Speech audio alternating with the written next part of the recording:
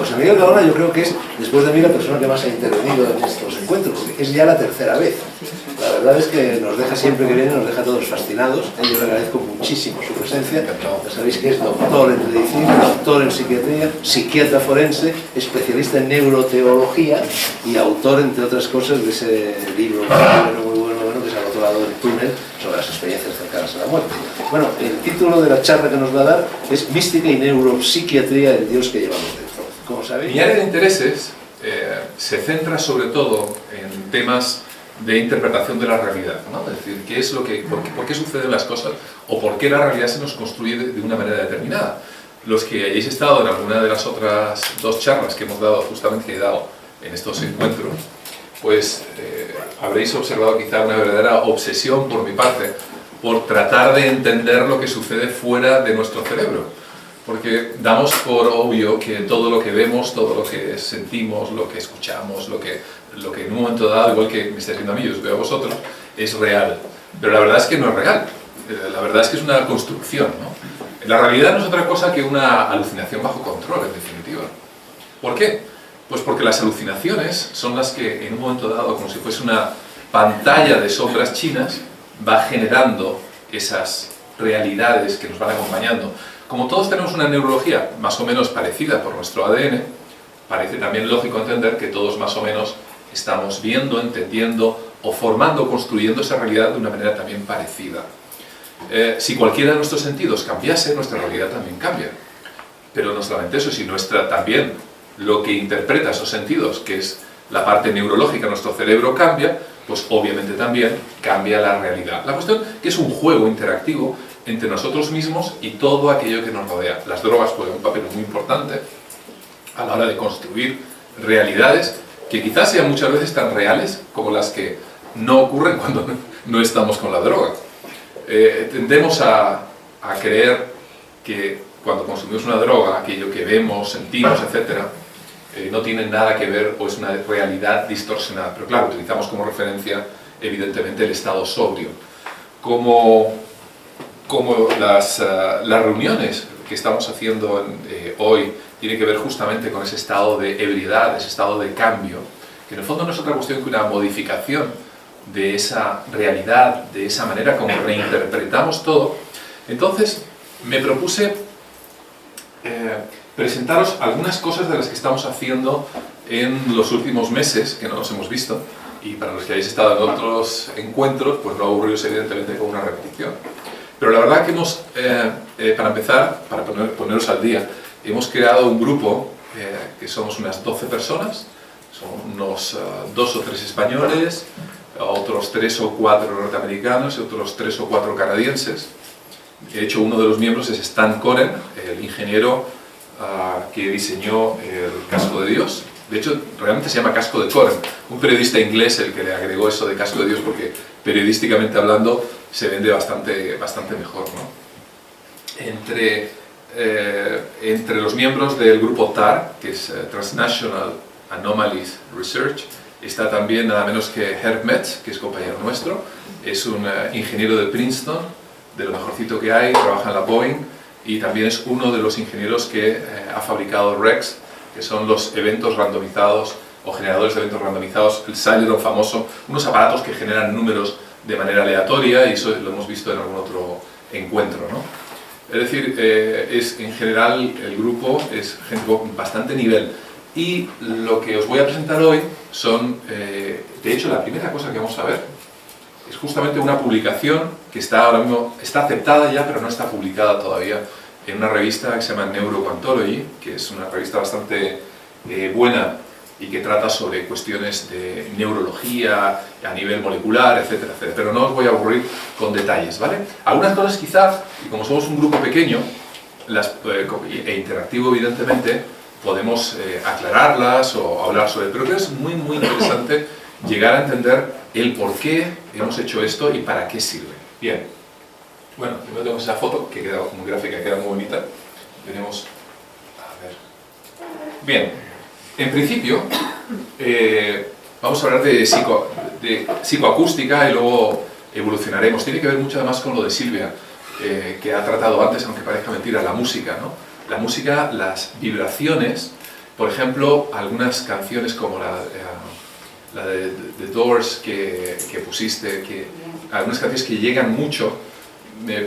Llevo siempre una aplicación en el móvil para registrar las frecuencias, porque es lo que nos da la percepción de lo que estamos escuchando, ¿no? Tenían frecuencias tremendamente bajas. Esas frecuencias bajas vemos ahora la importancia que tienen, sobre todo a la hora de hacernos sentir. También os habéis dado cuenta que muchas veces cuando llegamos a una discoteca o el vecino pone la música muy alta, lo que escuchamos sobre todo son esas frecuencias bajas, que además suenan como el palpitar de un corazón. ¿Qué se escucha fuera de una discoteca? Dum, dum, dum, dum. No se escuchan las frecuencias altas. Y además casi todas remedan de alguna manera el latido del corazón, con lo cual a nivel psicológico nos impacta de una manera bastante importante. Bueno, hay varias cuestiones. Por un lado, cómo se perciben los sonidos, es decir, la parte más subjetiva. La música, si nos gusta o no nos gusta.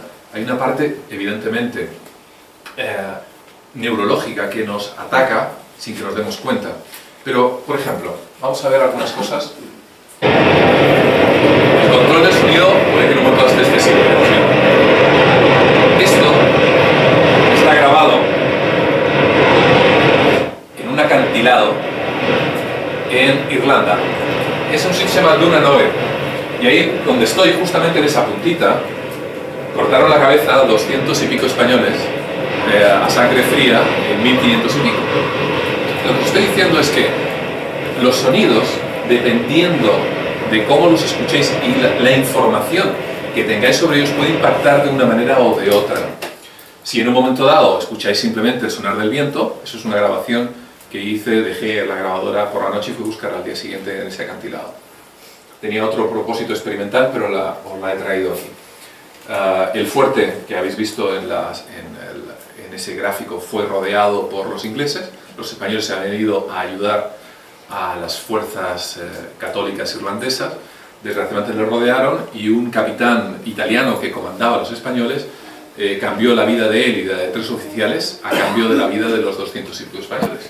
Con lo cual fueron entregados a sangre fría y fueron decapitados. Al día de hoy todavía se encuentran, os estoy dando más datos que no tienen que ver exactamente con eso, pero es para la interpretación de ese sonido. Al día de hoy todavía se encuentran en Dunanoir osamentas de aquellos españoles porque no fueron enterrados. De vez en cuando los pescadores o los del lugar llevan a un museo, hemos encontrado otro cráneo, otro hueso, etcétera, etcétera. Hay sonidos que en un momento dado os pueden conmover. Por ejemplo, si escucháis esto, no le dais mucho significado.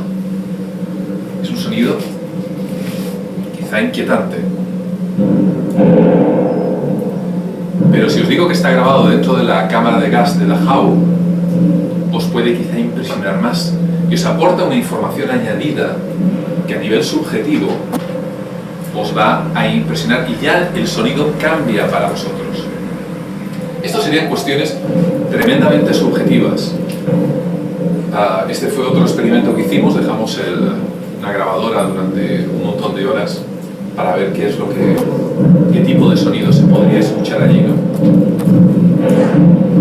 De hecho está puesto dentro de la propia cámara.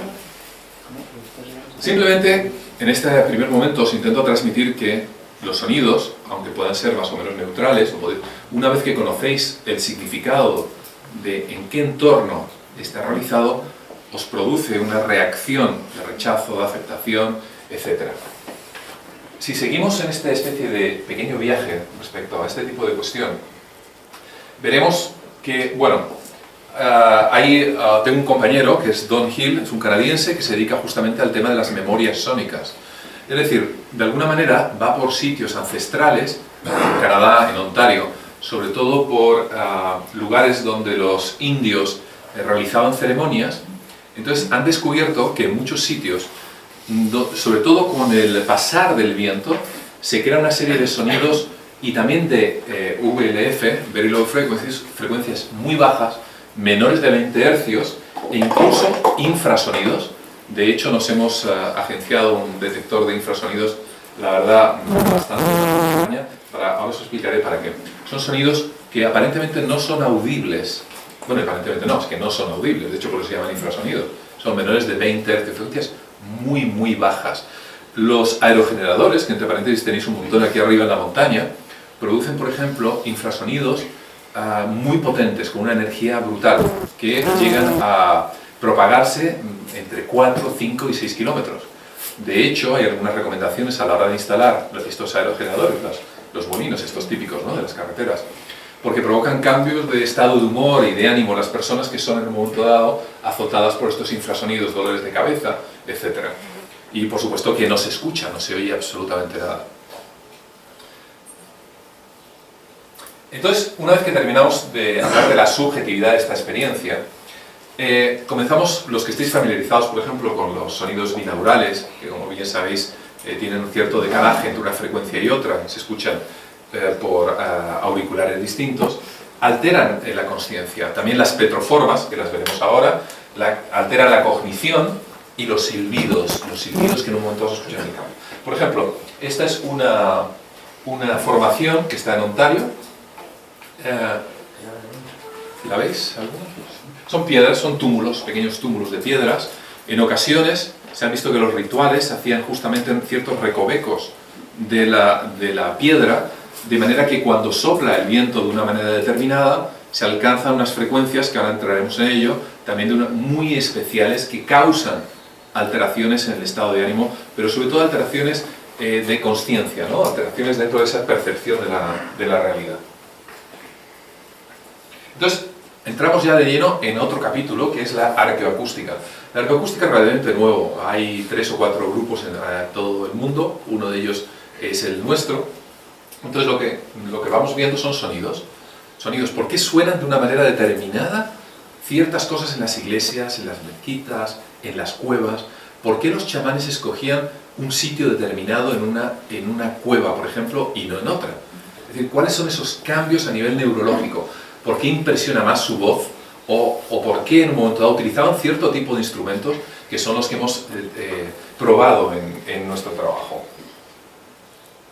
Bueno, para ello nos fuimos a unas cuevas del castillo, están en Puente Viesgo, en Cantabria.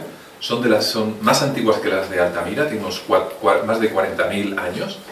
Entramos no solamente en las del castillo, sino en otras que no son accesibles al público. Nos enrollamos con el director de todas las cuevas de Cantabria y bajo su tutela, eso sí que es verdad, porque son sitios tremendamente delicados, obviamente no toques aquí, cuidado, no roces allá, etcétera, etcétera. Pues nos introdujimos en estas formaciones, estuvimos 2 días con sus noches, tomando medidas y observamos algo realmente impresionante, que es lo que quizás hoy son los primeros, en España y en el mundo, en saber acerca de este tipo de cuestiones. Ya os digo que el artículo ha sido aceptado en una revista científica, pero no ha sido publicado todavía, ¿vale? Bueno, esta es la montaña, como veréis, de una forma muy especial. La escogieron los habitantes, nuestros ancestros, hace más de 40.000 años. Y la verdad que para mí fue una experiencia totalmente transformadora. ¿Por qué? Porque imaginaba a nuestros ancestros, estos señores del Paleolítico, de alguna manera como un poco como los picapiedras, dándose mazazos unos a otros en la cabeza y con una sensibilidad pues realmente bastante reducida. Todo lo contrario a lo que encontramos. Lo que encontramos eran seres muy evolucionados desde el punto de vista de la sensibilidad, sumamente inteligentes, que ya quisiéramos quizá muchos hoy en día tener esa inteligencia y esa sensibilidad que tenían aquellos hombres y mujeres de aquel entonces.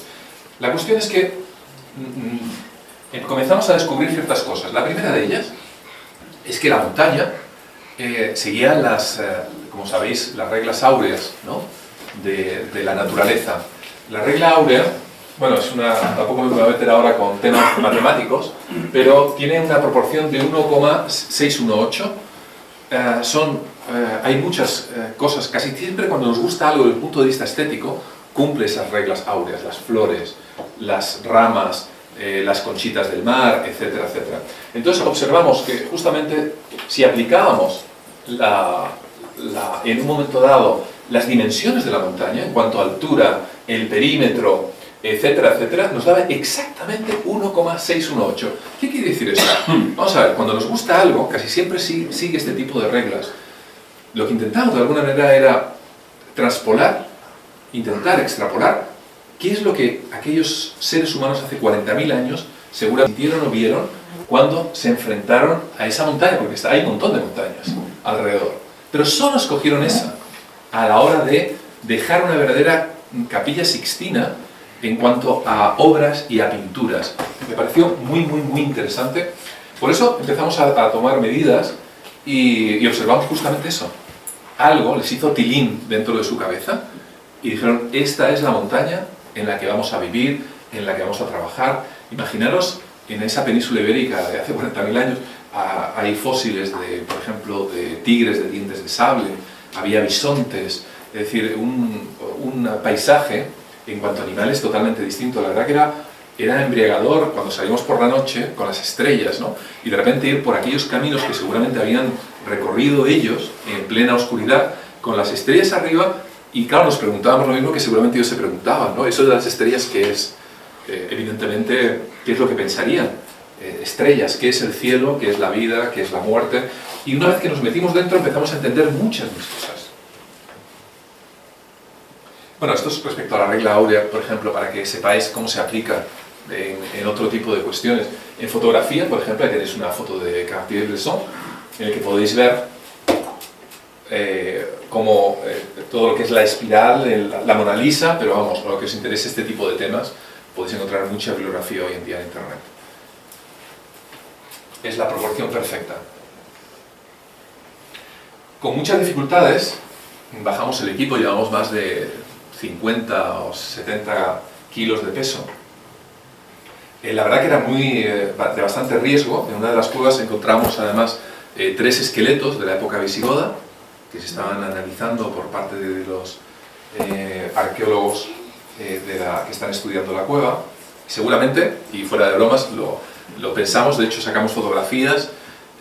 A lo mejor conocéis a Marimar Robledo, es una antropóloga forense, la directora justamente de la Complutense, ha sacado un libro hace poco sobre la muerte del general Prim, a propósito. Y llegamos a la conclusión de que seguramente se habían metido en la cueva, como nosotros en aquel entonces, tenía un peligro la cueva en cuestión, imaginaos, lleno de estalagmitas, estalactitas, resbaladizo, había barrancos de más de 50 metros con ríos que solamente los podías escuchar, es decir, parecido al viaje al centro de la Tierra de Julio Verne, ¿no? Caminamos prácticamente 2 o 3 kilómetros por la cueva, por las lámparas. Llegamos a la conclusión, como he dicho, de esos esqueletos que seguramente se habían fracturado algún hueso y evidentemente no habían podido volver a salir nunca más. Había algunos recovecos que prácticamente te quedabas atascado, tenían que tirar de ti, amén de pasar el equipo de uno a otro. Es decir, era muy difícil, pero lo difícil no era que nosotros estuviésemos ahí. Lo difícil es que nuestros ancestros llegaran hasta donde nosotros llegamos con un candil de grasa. Eso era realmente lo que nosotros se nos ponía el vello de punta. Decir, ¿cómo es posible que hiciesen todo esto, el valor que tenían que tener para meterse en estas cuevas 2 o 3 kilómetros alumbrados con un candil que se podía apagar además en absolutamente cualquier momento? Y por otra también la pregunta era, claro, ¿por qué se metían a hacerlo? Es decir, ¿por qué no hacían los dibujitos en los primeros 10 metros de la cueva y salían corriendo? ¿No? Cada metro que íbamos avanzando nos llenábamos de preguntas acerca, en el fondo, de la mente, ¿no? ¿Qué es lo que sentían ellos y qué es lo que estaban viviendo para llegar a entender todo eso de una manera global? ¿Por qué se empeñaban tanto en expresarse? Bueno, os voy a introducir en algunos conceptos como el de la resonancia, ¿no? La resonancia tiene que ver con la energía. Con la energía, pero no solamente de una manera un tanto etérea y mística. Veréis que la aplicamos los de ciencias con fórmulas y de alguna manera muy material. Los sonidos, evidentemente, son energía. La vibración de mi voz acude hasta vuestro tímpano y ahí se genera a través de todos los huesecillos, oído externo, etcétera, pues una señal en vuestro cerebro. Evidentemente el sonido como tal no existe, es una representación en vuestro cerebro. Nos metimos en la cueva en cuestión y observamos cosas muy interesantes. A medida que íbamos viendo las distintas etapas que habían seguido estos ancestros nuestros, observamos cómo la complejidad de los dibujos iba en aumento. Todo luego veréis cómo lo intentamos ligar con el tipo de ceremonias que iban haciendo. En las primeras eran, yo creo, las que cualquiera de nosotros quizá todavía al día de hoy haríamos, ¿no? Dejar unas manchas con los dedos. Si os fijáis, son manchas de dedos. Ninguno de vosotros, ni yo mismo obviamente antes de ir ahí, ha visto ninguna de estas fotos que vais a ver hoy en día, ¿vale? Son totalmente inéditas. Entonces podéis ver cómo manchaban. Mucha gente se cree que es sangre, pero realmente es óxido de hierro. Es decir, cogían el pigmento fuera de la cueva, lo llevaban dentro, lo molían, lo mezclaban con agua y evidentemente se embadurnaban los dedos y dejaban, por ejemplo, en este caso, pues podéis ver algunos. Imaginaros por un momento las caras de ellos del por qué hacían uno, hacían dos o hacían más, ¿no? Pero son señales de dedos, algunos de épocas distintas. También os diré como curiosidad que mucha gente lo confunde con sangre, tampoco está muy desencaminado, porque la sangre es hemoglobina y en el fondo es óxido de hierro. Pero bueno, el color, por eso queda un color muy similar. A medida que avanzábamos, observábamos cosas curiosas. Algún artista había decidido ya hacerlo de 2 en 2. Y luego algunas cosas más curiosas que creo que no hay fotos para no aburriros. Pero algunos otros artistas, en ocasiones, porque se han datado con carbono 14 las pinturas, en ocasiones 10.000 años después, se dedicaban a corregir la pintura del anterior. Y era muy curioso además el respeto que tenían. Porque, por ejemplo, hace unos 30.000 años, algunos de estos pintores primitivos descubrieron que podrían de alguna manera representar algunos animales en 3 dimensiones. Entonces los cuernos de los bisontes, en vez de dibujarlos como los niños de manera paralela, pues ya adoptaban la actitud tridimensional, ¿no? Pero respetaban el bisonte original, que me llamó mucho la atención. Es decir, eran tremendamente respetuosos con lo que otro ancestro, la friolera de 10.000 años antes, había dibujado. Nos llamó mucho la atención, pero sobre todo el comportamiento, ¿no? Aquí hay un compañero también que es psiquiatra aquí. Nos llamó mucho la atención el comportamiento, ¿no? La conducta del por qué. Por ejemplo, no lo machacaban o lo borraban y volvían a hacer otro dibujo.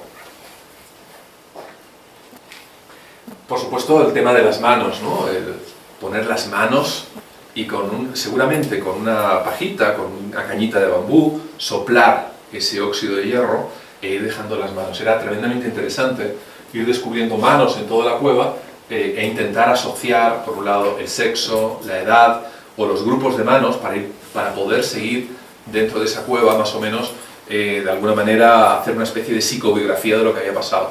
Resultó muy interesante también descubrir que algunas estalactitas habían sido rotas y habían sido puestas de 2 en 2 para aquellas personas que se metían en la cueva, señalarles el camino como señales de tráfico. Tenemos bisontes, por ejemplo, y había algunos otros, que lo que pasa es que la charla de hoy tampoco va por ese aspecto, pero quizá una de las cosas más interesantes que pudimos ver es como en muchas ocasiones, simplemente aprovechando grietas, ranuras que había en la pared, hacían un pequeño dibujo y completaban, por ejemplo, un animal. Es decir, si por ejemplo lo que existía en la pared, la mancha, se asemejaba, por decir, a un pajarito, pues a lo mejor pintaban una cola y ya estaba el pajarito hecho. Pero lo más interesante a su vez también es que era muy difícil fotografiar estas imágenes. ¿Por qué? Porque muchas de ellas solo se podían ver desde un ángulo. Es decir, si le dabas una luz plana, solamente veías una línea así. Y dices, ¿por qué hay una línea? Por el contrario, si empezabas a rotar en derredor la luz, de repente calzaban las sombras y esa línea era justamente lo que faltaba del animal. Lo que nos revelaba realmente era la inteligencia, la sutileza, la delicadeza de aquellas personas que iban por dentro de la cueva y de repente ya veían algo y tenían que moverse adelante y atrás, evidentemente, para descubrir y proyectar lo que había en su cerebro sobre esa pared. Y lo completaban simplemente en muchas ocasiones con un trazo ínfimo. Ups, se me fue. Vale. Luego empezamos a ver dibujos más complejos. Sí, perdón. Sí, me voy moviendo si lo veis. Esto era relativamente frecuente. Dibujos en los que existían líneas, ¿no? De un tipo más o menos abstracto. Quizá tenían algún simbolismo, al día de hoy todavía no lo podemos identificar, pero hubo algo que me llamó mucho la atención, y fue este último, que yo creo que si hubiésemos sido norteamericanos los que publicamos todo esto, bueno, aunque hay algunos, de hecho 4 o 5, pero tendría mucho más énfasis esta noticia. De repente vimos este tipo de dibujo que en el fondo, si os fijáis bien, es una especie de protoescritura. Es una serie de símbolos que comienzan a estar agrupados y añadidos. Podéis ver incluso unas patitas o unas manos dibujadas con otra serie de dibujos, ¿no?, que parecen más que nos quieren decir algo, que no sabemos exactamente el qué, pero evidentemente eran personas que no dominaban la escritura. Pero lo que me hace reflexionar, encontrar este tipo de dibujo, este tipo de o escritura o protoescritura, es que justamente quizá cuando el cerebro madura, la estructura cerebral va madurando, es muy probable que esta escritura, igual que sucede con el lenguaje, no sea otra cosa que un producto natural de la maduración de la propia neurología. Es decir, a medida que el cerebro va evolucionando, de repente, casi de una manera automática, empieza a hacer trazos que posteriormente se convierten en escritura.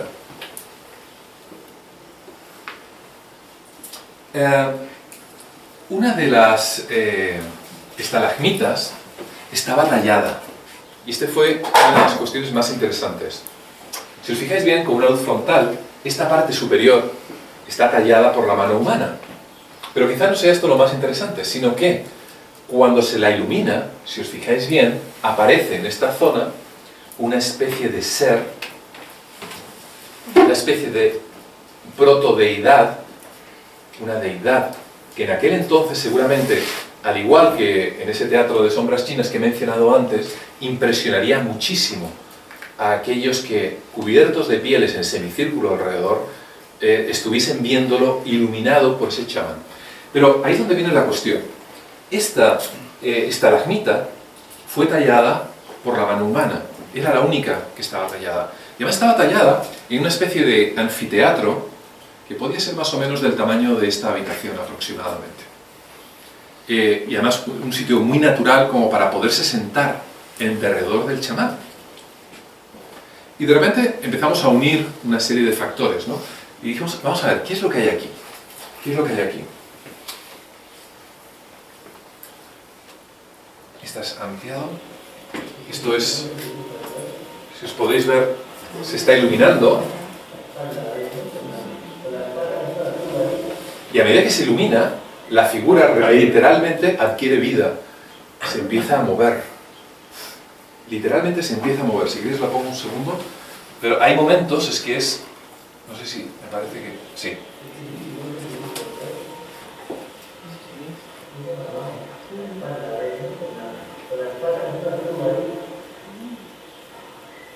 Ahí. ¿No es el pulso del que lo graba? ¿Perdón? Que si no es el pulso, igual la pregunta es... Sí, no, dime. Que si no es el pulso del que lo graba, el que hace que la... No, es muy sencillo. Hay una persona que está iluminando la estalagmita moviéndose. Entonces, evidentemente, la sombra a su vez va siguiendo en un momento dado. Pero en esa sala se habían encontrado restos de madera, algunas cosas quemadas. Lo interesante de todo esto es que no ha entrado nadie hasta hace prácticamente 10 años. Entonces, es un sitio totalmente virgen. Todavía se encuentran, y quizá es lo llamativo, restos de las fogatas que hacían hace 40.000 años. Y huesos de animales del festín que se habían tomado. Es decir, realmente era una verdadera cápsula del tiempo. Y en esa zona exactamente es donde casi con toda seguridad se hacían una serie de ritos de tipo chamánico. Entonces llegamos más allá con la investigación. Nos acompañó Silverio Neonimus con este instrumento que está rescatado de la época del Paleolítico, que se llama bramadera. Escuchad.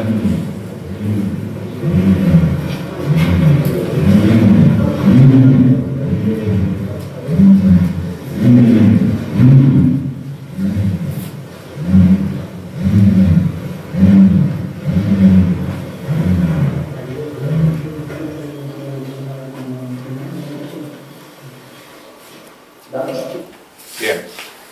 Lo que habéis escuchado es esa lámina de madera atada por un cordel que algunos ejemplares se rescataron dentro de la cueva. eran primitivos instrumentos musicales. Y lo que os he llamado la atención quizá es sobre el tipo de sonido. Si os fijáis bien, es una frecuencia tremendamente baja. Y esa frecuencia baja tiene que ver justamente con lo que vamos ahora a hablar. Es muy probable que el chamán ejerciera este tipo de sonidos de frecuencias muy bajas. Pero ¿cuáles son las frecuencias muy bajas y para qué sirven esas frecuencias tan bajas? Y eso es una cuestión que llega hasta el día de hoy en muchas iglesias y en muchos lugares. Ahora lo vais a ir entendiendo. Hicimos un experimento de arqueoacústica, una serie de medidas. Cogimos un micrófono, bueno, para que os lo voy a resumir para no liaros. Imaginaros que esta es la sala, aquí está la estalagmita en cuestión, tallada. Nos imaginamos que el chamán estaba en derredor de la estalagmita, como además los restos así lo insinuaban. Y como es lógico, los habitantes primitivos estarían sentados en derredor. Más, había un semicírculo perfecto para poderse sentar. De hecho, nosotros cuando entramos de una manera natural, cuando este Silverio de Neonimus se puso a tocar, nos sentamos idéntico, porque era el sitio por antonomasia donde uno se podía relajar y tal. Entonces, donde estaba la estalagmita pusimos un altavoz omnidireccional y donde estaba el público, donde estarían las personas que escuchaban, pusimos un micrófono omnidireccional, es decir, un micrófono que capta todo, es un micrófono muy especial, luego lo veréis en la foto, y empezamos a emitir frecuencias. Nos lo habíamos preparado previamente, obvio, ¿no? Nos llevamos 31 frecuencias, empezando desde unos 80, 70, 60 hercios, de 2 en 2, es decir, 72, 74, 76, etc., increciendo. Esto se emitía, para que no os perdáis, desde el amplificador, como si fuese este altavoz. Bien, y allí el micrófono las iba captando. ¿Qué es lo que intentábamos saber? Lo que intentábamos saber es qué frecuencias eran las que mejor se escuchaban allí. Porque unas evidentemente rebotaban, otras se absorbían en la piedra, otras rebotaban para atrás, etc. Es decir, cómo era la acústica de esa cueva. Es la manera como se hacen estas mediciones de arqueoacústica. Por otro lado, y hicimos, ahora lo escucharéis, lo pondré bajito para no molestaros, hicimos un barrido desde frecuencias muy bajas a muy altas. Y luego hicimos lo que se llama en un momento dado ruido rosa. El ruido rosa es una combinación de todas las frecuencias a la vez. Si tú pones todas las frecuencias a la vez y escuchas allí, con ese micrófono, con un ordenador que va controlando todo, ¿cuál es la frecuencia de todas esas que mejor se escucha allí? La que más te llega. Entonces descubrimos algo realmente impresionante y muy importante, que ya veréis el porqué. Este es el fichero original que utilizamos. Este va barriendo de aproximadamente 20 a 20.000 hercios, para que os hagáis una idea. Este es un ruido rosa, que es una mezcla de todas las frecuencias.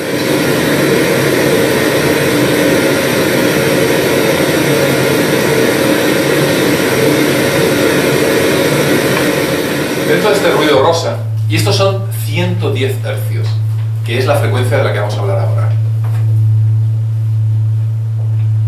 Esta frecuencia está provocando ahora mismo cambios en vuestro cerebro, aunque no os estéis dando cuenta.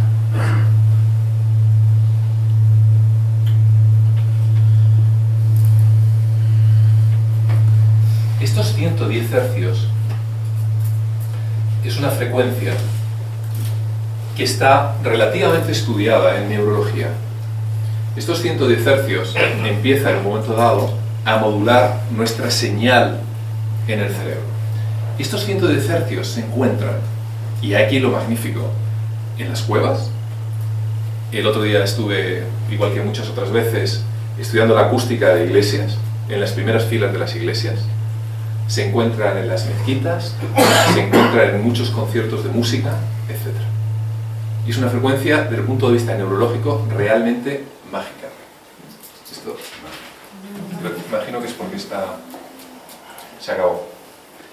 Entonces, este es el receptor, este es el micrófono, para lo que os gusten los temas de música, acústica, etc. Es un micrófono muy especial que vale un pastón. Luego tiene aquí un acoplamiento XLR, lo que transforma la señal analógica en digital, para que la pueda leer el ordenador.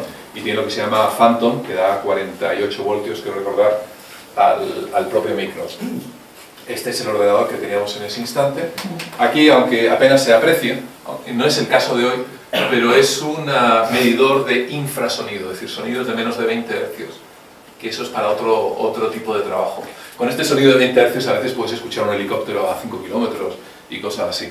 Son frecuencias tremendamente bajas, es el batir de las alas, igual que los aerogeneradores, que no lo escuchas, pero tiene una energía brutal. De hecho, muchas armas que se experimentaron en los años 50 y 60, justamente en Estados Unidos, tienen que ver justamente con estos infrasonidos. Y también que se están, no sé si habéis oído últimamente también que en Estados Unidos, incluso creo que en España han empezado a utilizarlo, armas sónicas para las manifestaciones y todo eso, ¿verdad? Bueno, es una combinación de frecuencias altas con mucha intensidad, que lo que hace es sensación de quemar la piel y confusión mental. Es decir, que lo que os estoy explicando no está muy alejado de algunas realidades quizá más desagradables, claro. Bueno, ¿qué es lo que descubrimos? Pues algo precioso, que el máximo de absorción, lo que más escucharía a alguien que estuviera allí, metas el ruido que metas, son justamente unas frecuencias entre 108 y 110 Hz, lo que habéis escuchado hace un momento. ¿Y qué consecuencias tiene eso? Que quizá es ahí lo importante. Lo importante es que esas frecuencias aumentan el dominio del hemisferio derecho de una manera brutal, eleva la creatividad, mejora las emociones, la empatía, el componente social. Es muy parecido a esas voces de baja frecuencia que quizá hayáis oído muchas veces a los chamanes australianos y muchas veces a este tipo de trompetas que se utilizan en Tíbet, por ejemplo, ¿no? Son sonidos de una frecuencia muy baja. Incluso también los que escuchéis música, tenéis un buen equipo, notáis en ocasiones además que os hacen vibrar las vísceras, ¿no? Hacen cloc, cloc, cloc, notas por dentro que tus pulmones empiezan a moverse. Y tiene un impacto enorme sobre todo sobre el pensamiento o los sentimientos de las personas. Es decir, te cambia literalmente la manera de pensar, la manera de sentir. ¿Y qué descubrimos también? Quizá otro componente interesante. ¿Por qué funciona esto así? Pues por una razón muy sencilla. Las frecuencias de 110 Hz tienen un desplazamiento, ya sé que ahora no lo entenderéis el porqué, pero luego os lo vais a ir encajando todas las piezas, un desplazamiento de 49,63 centímetros. ¿Y qué? Para mí como si son 78. No. Vais a ver el porqué. Bueno, este es el trabajo que está admitido, que seguramente se publicará el mes que viene seguramente, ¿no? Están Rouleau, Caswell, Tesaro, Burke, Schumacher, que son de Ontario, y como podéis ver, de investigador principal estoy yo. Bueno, nos tomamos el trabajo de medir los cráneos de una persona del Paleolítico. Más o menos un Homo sapiens tiene 1,5 litros, 1498, más o menos 45 centímetros cúbicos de cerebro, es decir, la capacidad que tenemos dentro del coco. Bien, si asumimos que es una esfera y hacemos los cálculos del radio, lo dividimos por pi, lo multiplicamos evidentemente por 3/4 para formar un radio, el diámetro, etcétera, etcétera, y descartamos las meninges, el sistema vascular, bla, bla, bla, veremos que justamente esa circunferencia de aquellos ancestros nuestros es de 49 centímetros, prácticamente la misma que tenemos la mayor parte de las personas hoy en día. ¿Y eso qué quiere decir? Joder, que cuando viene la onda de 110 Hz, esa onda rota alrededor exactamente de nuestra cabeza. Nos marea, literalmente, como si fuese la onda, y esta es nuestra cabeza, las crestas de esas olas empiezan a azotarnos a ambos lados del cráneo y literalmente están alrededor nuestro, provocando un impacto neurofisiológico muy importante. Entonces, no es casual que justamente esos 110 Hz tengan esa importancia a la hora de provocarnos sentimientos, sensaciones. Bueno, fuimos más allá y lo que hicimos el cálculo de energía que desprende una onda de 110 Hz. En un momento dado, esto ya es un poco más aburrido porque está explicado en newtons, en julios, pero para que os hagáis una idea, en la unidad de distancia También, y esto es importante, la unidad de distancia del radio de Bohr, que es justamente 5,3 por 10 elevado a menos 11 metros, es exactamente también la distancia que tiene el protón en un átomo de hidrógeno. Eso es una de las medidas universales más antiguas que existen. Se repiten en las galaxias, se repiten en las estrellas, se repiten prácticamente en todo. Es decir, que en definitiva, cuando nuestro cerebro se estimula, y se estimula solo por eso, es como si hubiese una especie de regla de oro antiquísima, llámale creador, llámale lo que sea, pero repite, y eso no puede ser casual, una regla física que está extendida prácticamente a todo el universo. Es decir, esos 110 hercios nos afectan porque hay algo, o porque algo existe para que nos afecte. ¿Por qué? Pues una buena pregunta. Nos afectan sobre 3 cuestiones. Por un lado, cuando escuchamos esa música, sin lugar hay unos corpúsculos que se llaman de Pacini en la piel, y es lo que muchas veces llegamos a sentir las vibraciones. Esos corpúsculos de Pacini son muy sensibles a esa presión de la música. Es una manera de sentir la música.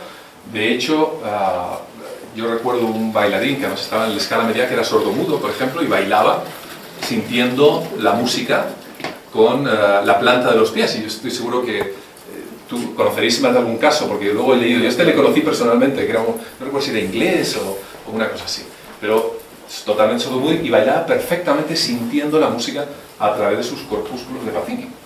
Pero bueno, en segundo lugar, las 110 hercios exactamente son los que alteran todos los canales de calcio dentro de las células de las neuronas, con lo cual otra prueba más de que evidentemente no estamos hablando de una tontería. Los canales de calcio de alguna manera son los que regulan una parte muy importante de nuestro metabolismo. Y también disminuyen la serotonina y aumentan la dopamina. La área C3, en un momento dado que está en el hipocampo, tiene que ver mucho con las experiencias anómalas, lo que Bulanzer ha llamado experiencias anómalas, sensaciones de presencia, o lo que ha tenido Fernando esa tarde, ¿no? Son sensaciones que no concuerdan a veces con lo que habitualmente llamamos realidad, pero que así ocurre. Este hipocampo, bueno, lo digo ya como curiosidad, se llama hipocampo porque se parece mucho a un caballito de mar, ¿no? Fue descubierto en el siglo XVI por Julio César. Y bueno, viene de caballo y monstruo marino. En este área se regulan sobre todo lo que es la memoria inmediata, que luego se integra en otras zonas del cerebro. Es afectado por estos 110 hercios. Tiene que ver con las experiencias extracorpóreas, las alucinaciones, la hiperreligiosidad, movimientos oculares superiores. Esto es importante. Los movimientos oculares superiores, y quizá he puesto esa foto que a propósito es de Ellen White, la fundadora de los adventistas del séptimo día, que recibió una pedrada cuando tenía unos 10 o 11 años en el lóbulo temporal, estuvo un montón de tiempo en coma, y a partir de entonces tuvo una hiperreligiosidad y no paró de escribir hasta el resto de su vida. De hecho, vamos, es la fundadora de estos adventistas del séptimo día. Digo los movimientos oculares superiores porque no es banal. Cuando aumenta en un momento dado todo el sistema mesolímbico, tendemos a tener alucinaciones sobre todo superiores. ¿Qué quiere decir eso? Que es sobre todo aparecen por la zona superior de nuestro campo visual. Por lo tanto, no es extraño que cuando uno tiene alucinaciones religiosas, tiene sensaciones religiosas, visiones, tendamos, y así por eso he escogido a veces esa foto de Ellen White, a mirar hacia arriba, porque de alguna manera lo que estamos viendo es en la zona superior. Hay otro tipo de estudios científicos relacionados también con la falta de oxígeno. De hecho, por eso se dice de que Mahoma, Jesucristo, etcétera, todos recibieron mensajes en lo alto de la montaña. ¿Vale? Pero bueno, eso sería harina de otro costal. Bueno, ese estoy con Caswell. Esto, los que hayáis venido a otra conferencia, lo habréis visto, que son el tema de los REC, o generadores de campo, generadores de números randomizados. Para los que no hayáis venido, son unos aparatos pequeños. Tenemos acabamos de comprar otro ahora suizo, que actúa a nivel fotónico, y lo que hace es generar números aleatorios, ceros y unos. Aproximadamente lo puedes programar, pero unos 5000 cada segundo. Supuestamente nuestra conciencia puede alterar ese output, esa salida numérica, de una manera muchas veces pequeña, de otra manera otras veces bastante más grande. Lo hemos probado en montones de situaciones, con bastante éxito, la verdad. Para que os hagáis una idea y para que lo entendáis, esto trabaja con, bueno, a nivel cuántico, es lo que se llama un efecto de barrera, en el que un electrón es capaz de atravesar una barrera a pesar de que la barrera tiene un potencial mayor que él, cosa que la física clásica no puede explicarlo, pero ocurre en física cuántica. La cuestión es, ¿cómo afecta nuestra consciencia a la materia? Esa sería lo que intentamos responder con esto. ¿Vale? Bien. Para eso hemos publicado otro artículo hace poquito, en abril, justamente con Rex. Esta es en otra revista, no me acuerdo. En el Journal of Consciousness. Ahí vemos a Caswell. Lo digo esto porque muchas veces se critica que los Rex tienen estos generadores de números y están alterados por campos electromagnéticos que se encuentran de manera natural. Entonces, en esa foto está realizada justamente una jaula de Faraday. A propósito, ahí veis detrás el casco original, el casco de Dios. El original que habéis visto a lo mejor en una película. Lo digo porque el otro día estaba Michael Persinger en la 2, en la segunda cadena, si alguna lo visteis. Pero bueno, ese es el casco original, que tiene unas bobinas pequeñitas, y es un casco de moto de esquí de nieve, ¿vale? De motonieve. Bueno, el REC lo tenéis aquí encima de la mesa, y aquí hemos hecho pruebas con estas bobinas enormes, si podéis ver, esto que es parece un andamiaje, si os fijáis bien tienen cables, ¿no? Por aquí y al otro lado. Entonces hemos hecho experimentos con y sin campos magnéticos. Y el resultado es que sin campos magnéticos y dentro de una jaula de Faraday el efecto sigue produciéndose. Con lo cual en principio se descarta que campos magnéticos externos pudieran alterar nuestros resultados. Eso es un pedazo de jaula de Faraday que hay en Ontario, justamente en la universidad con la que trabajo. Nos hemos ido a sitios como por ejemplo, ¿esto lo enseñé la otra vez? No, ¿verdad? No. Vale. Este, por ejemplo, es en el Escorial, la famosa Virgen, ¿no? Que se aparece. Entonces, de una manera muy sutil, me introduje entre la muchedumbre y me quedé un día que hacía un frío, pero de narices, en mi vida pasaba tanto frío, yendo a la misa al aire libre, en la pequeña procesión y finalmente hasta los sitios donde las personas entran en éxtasis, que es lo que más me interesaba desde el punto de vista de la consciencia. Es decir, ¿qué pasa?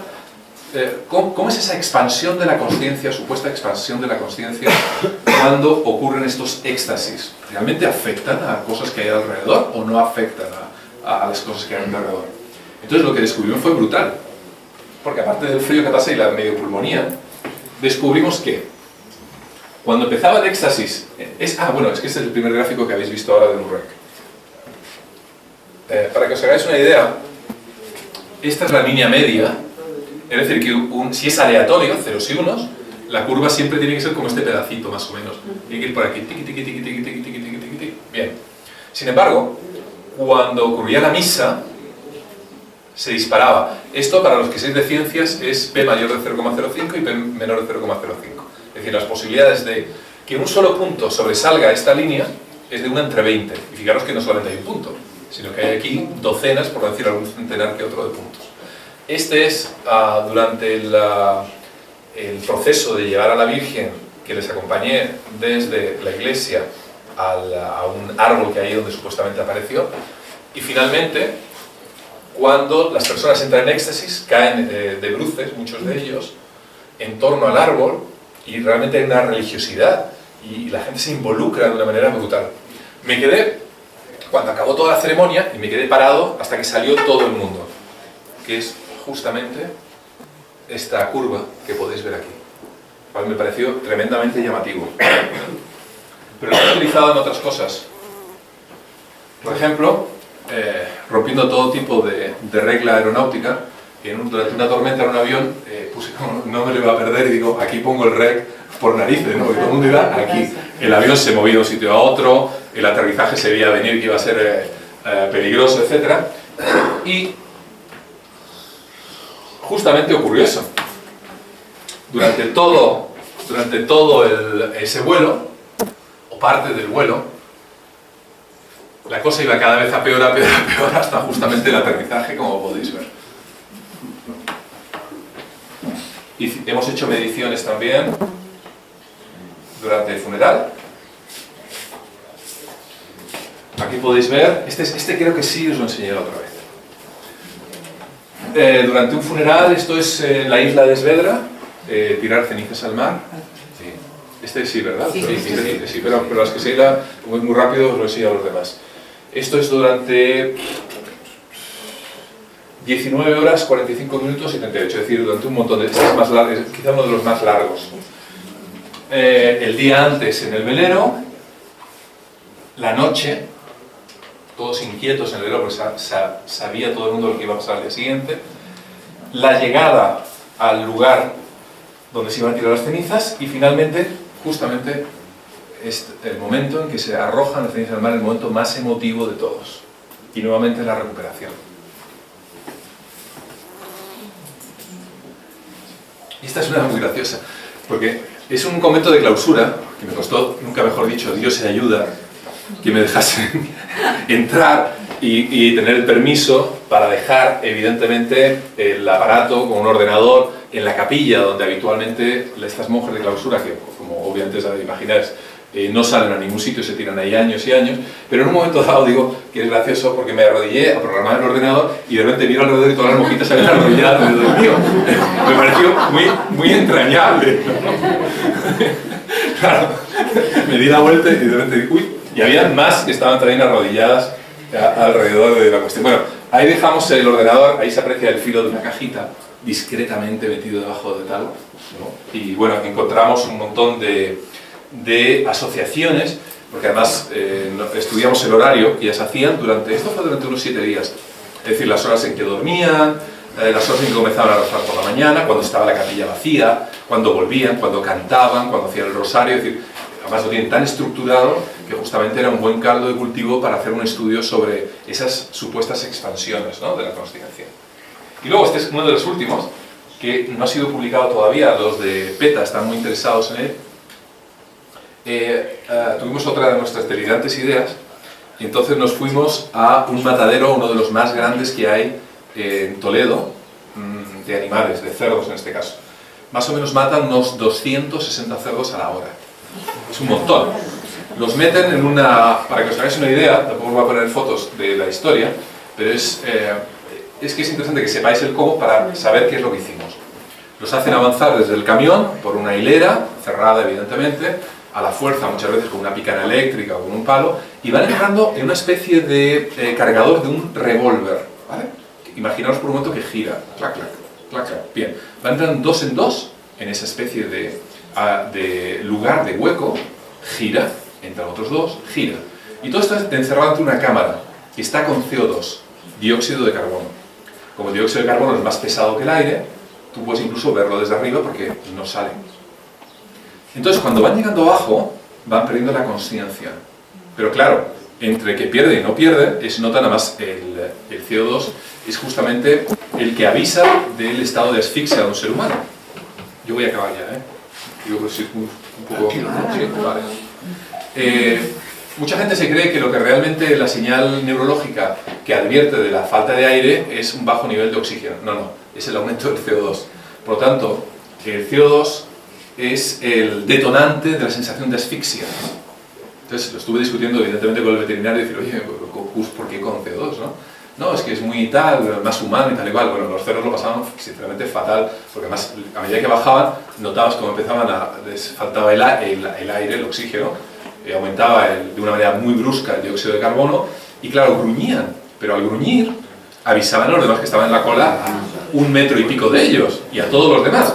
Con lo cual, todos entraban en un estado de realmente desesperación. Los cerdos son tremendamente inteligentes.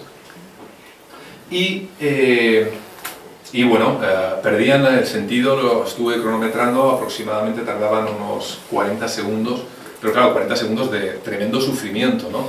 De hecho, muchos cerdos se hacían pipí, defecaban del nervio, porque seguramente sabían en el lenguaje de ellos que algo terrible estaba pasando ahí dentro, aunque no pudieran quizá explicarlo, saber exactamente de qué iba la historia.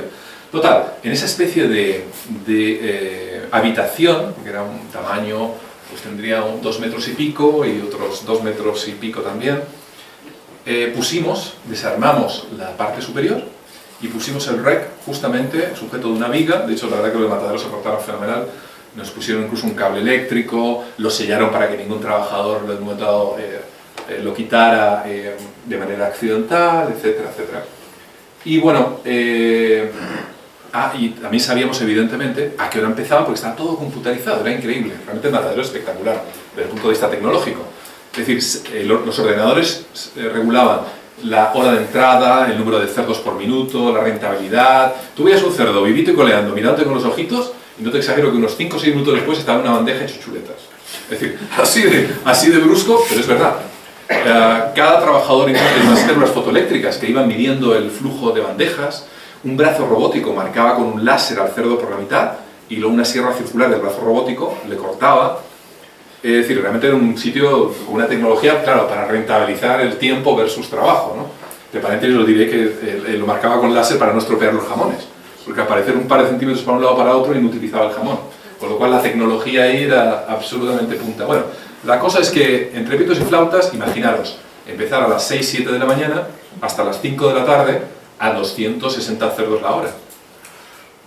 Y también nos resultó interesante que nos diesen todos los datos, porque como todo estaba computarizado, sabemos los cerdos exactamente, las horas, cuando se estropeaba una máquina y en un momento dado habían parado porque tenían que revisar alguna historia. Todo eso estaba luego en una especie de plan de trabajo que nos dieron al final de...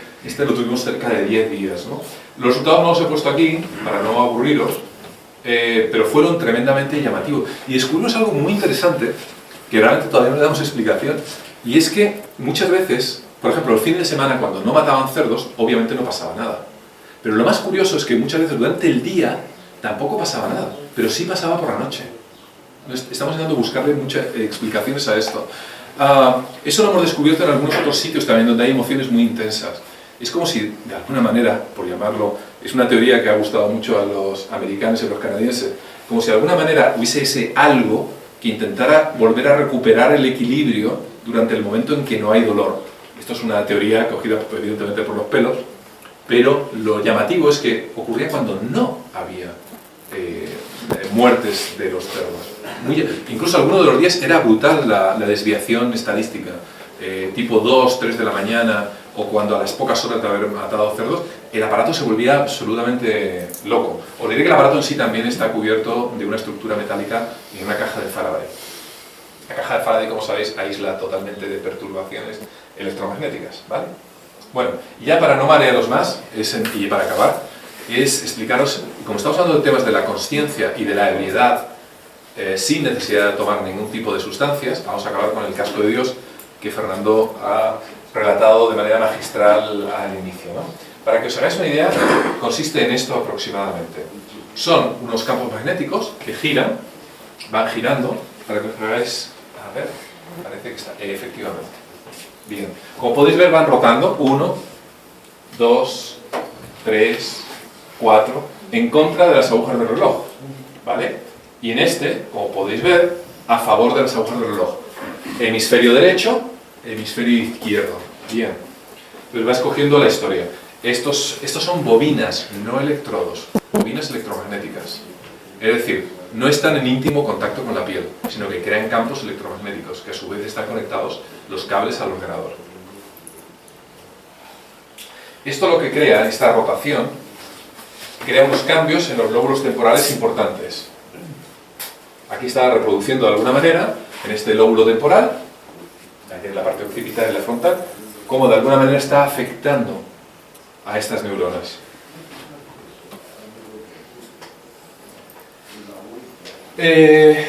Bueno, esto más o menos lo ha explicado también, evidentemente. En una primera fase hay diversos programas de 40 minutos, de 60 minutos, y dentro de cada uno de ellos además con distintas variaciones, ¿no? Pero en definitiva lo que hace es que en una primera fase estimula un hemisferio, de repente corta bruscamente, por ejemplo, si es un programa de 40 minutos. A los 20 minutos corta bruscamente la estimulación del hemisferio derecho, se lía con el hemisferio izquierdo, y además no es solamente la señal rotatoria, sino la información que lleva la señal rotatoria. Es decir, no son campos electromagnéticos planos. Por ejemplo, cuando estimulamos el hemisferio izquierdo, lo que hacemos es haber grabado, bueno, por ejemplo, electroencefalogramas de una persona que sufrió un ataque epiléptico y reproducirlas en el hemisferio izquierdo. ¿Eso qué es lo que crea? Crea una falta de equilibrio entre ambos hemisferios de manera brusca, hasta el punto que literalmente se habla de intrusión de un hemisferio frente a otro. Ahora mismo, supuestamente, todos tenemos un equilibrio entre los dos hemisferios. Esta es la primera fase, para que os hagáis una idea de cómo funciona. Empieza a estimular, en este caso, uno de los hemisferios, y evidentemente ciertas áreas empiezan literalmente a irritarse. Y en un momento dado, comienzan, este es otro de los problemas que teníamos, no solamente el izquierdo, sino que en algunas ocasiones los dos. Y se crea una verdadera intrusión, como podéis ver en el gráfico, de un hemisferio en el otro. ¿Pero qué quiere decir eso de intrusión? De intrusión, por ejemplo, todos tenemos la sensación de unidad, y particularmente de unidad física, cuando estamos en equilibrio o en ese equilibrio neurológico. Sin embargo, hay muchas teorías que postulan que esas intrusiones es lo que nos hace ver a nosotros mismos fuera de nosotros mismos. Explicarían experiencias extracorpóreas, por ejemplo, viajes astrales, y hemos hablado de un momento determinado, pero explicaría no solamente eso, también explicaría las presencias. Porque ¿qué es lo que sería una presencia? En el fondo la presencia es una sensación de que hay alguien. El asunto es que, explicado de esta manera, es que ese alguien seríamos nosotros mismos, que nos estamos percibiendo como otro. Por lo tanto, notamos ese yo no integrado en nosotros, sino ese yo un poco en la distancia. Y esto es ya para acabar, bueno, son ya conceptos que es más para la conferencia conceptos de intrusión interhemisférica. Quizá os pueda interesar esto. Esa sensación de presencia o de intrusión del ego alien, del ego extraño, fue muy elevada en algunos estudios, por ejemplo, en sobre 221 personas que hacían meditación trascendental. La meditación crea este tipo muchas veces de desequilibrio, que es beneficioso en el sentido que nos sentimos bien, pero está medido, ¿no? También más frecuente en las mujeres y curiosamente también en aquellos zurdos que habían en un momento dado, evidentemente por dominancia del hemisferio, que habían aprendido a meditar. Yo creo que con esto y con un bizcocho será una buena charla.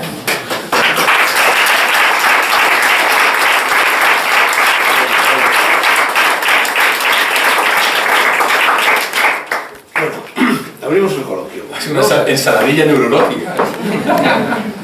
José Miguel, en primer lugar, ¿cómo los hombres prehistóricos, los hombres del Paleolítico, pudieron adquirir los conocimientos necesarios para preparar esos escenarios tan sofisticados que creaban esas sensaciones místicas? Bueno, pues la verdad que le hemos dado muchas vueltas, pero yo creo que es tan sencillo. El otro día me encontraba en una iglesia en Lisboa, sábado domingo, Santo Domingo, que está cerca de la Plaza de Libertad y tal y cual. Con la curiosidad habitual saqué la aplicación para medir las frecuencias. Había cantos gregorianos en la parte del púlpito y de repente digo, aquí hay 110 hercios. No me van a engañar. Y efectivamente, en las primeras filas eran prácticamente todo 110 hercios. Ahora tú dirás, bueno, ¿los curas estaban compinchados con la física? No. Yo creo que es lo siguiente, y tan sencillo de entender. En un momento dado, cuando, en este caso de los gregorianos o de las personas que estaban en las cavernas de nuestros ancestros, notaban que ciertas frecuencias molaban más, o te hacían sentir mejor. No entendemos a lo mejor nada de bioquímica, pero sí notamos que cuando tomamos carbohidratos y estamos deprimidos, nos sienta fenomenal. Pues algo parecido. Es decir, de repente alguien empezaba a agitar la bramadera esta, y yo te decía, guay, qué guay, suena fenomenal. ¿Por qué? Podía haber sonado fatal. Y mucha gente decía, eso me chirría, no me gusta. Pero claro, el no me gusta o el me gusta tiene una base neurológica potente que lo ancla, ¿no?, por debajo. Es decir, tú vas a expresar que te gusta si eso te produce un efecto agradable, en definitiva. No olvidemos que el sentimiento es la etiqueta en un momento dado de la emoción. Es decir, la emoción tiene una base neurológica. Es lo que nuestras estructuras más básicas nos están chascando ahí de los dedos para decirnos. Y nosotros le ponemos una etiqueta. que se llama sentimiento. Puede ser que en un momento las estructuras básicas nos digan que estamos enamorados, y nosotros decimos, ah, eso es que estoy enamorado, la etiqueta. Esto es parecido, es decir, nos sentimos en un momento dado mejor cuando escuchamos estas frecuencias, nos hacen sentir elevados, nos hacen sentir en comunión con ciertas cosas, ¿no? Y eso es común en los indios en América, es común en las cuevas, es común, el otro grupo que hay es inglés, que lo ha descubierto también un montón de cuevas en Inglaterra, y es un estudio pionero, bueno, aparte de a nivel mundial, en España nunca se había hecho una cosa así. Por lo tanto, creo que es muy interesante descubrir que aquellos ancestros nuestros tenían un sentido de la espiritualidad que además fomentaban inconscientemente, eso es verdad, decíamos a ponernos a 110 hercios, pero sí descubrían que la bramadera les molaba mucho más que coger unas piedras y hacer cloc-cloc, eso poco rollo. Pero el otro les Claro, pero inducía. eso es conocimiento experimental, requiere muchos tanteos previos hasta llegar a la bramadera, ¿no? Efectivamente. Imagino, y con los años que tenían y realmente estaban todo el día desde mi punto de vista experimentando, montaban multitud de herramientas, huesos, etcétera. Por ejemplo, Neonimus es el pseudo que tiene Silverio, que es un grupo que podéis buscarlo, es un grupo, es el solo, la verdad, digo grupo, es el solito. Él recrea música del Paleolítico y también de épocas más avanzadas de la Edad Media, es un experto en arqueomúsica, ¿no? Entonces casi todas las herramientas que él utiliza generan frecuencias tremendamente bajas. ¿Por qué? Pues porque le gustaría a la gente. Yo en el año 72 y 73 me pateé toda España para recabar documentación, la que luego vertí en el libro de Galo Griselides, y las bramaderas en aquella época todavía se utilizaban entre los pasivos y los vaqueiros. Yo vi bramaderas. Sí, exacto, se utilizan todavía, así es. En el fondo es hacer vibrar el aire en una frecuencia determinada. Además la frecuencia tiene que ver con la longitud de la bramadera. Puede, según la longitud, pues ocasionar unas frecuencias de 110, 150, 180, 200 Hz, ser cada vez más aguda en vez de cada vez más grave, ¿no? Las que se utilizaban en las cuevas obedecían a los 110 Hz. Y también en aquel año yo recorrí, bueno, pues todos los yacimientos prehistóricos de la cornisa cantábrica, desde Santimamille, Tito Bustillo, el Pindal, Pimiango, hasta San Román de Candamo en Asturias. Bueno, y estuve en la Cueva del Castillo. Entonces llegabas allí, pagabas una módica cantidad y te la enseñaban. Ahora ya eso no es posible. Entonces me dijeron, bueno, me obligaron a ponerme una especie de chanclas, porque no podía aportar efectivamente nada del exterior, por los hongos, grumo de arena, hongos y bacterias. Y me contaron, lo que no sé si sería un cameo que me contó el guía, que si se me introducía en la Cueva del Castillo una flor no se marchitaba. Quizás sea excesivo, De ¿no? Shangri-La.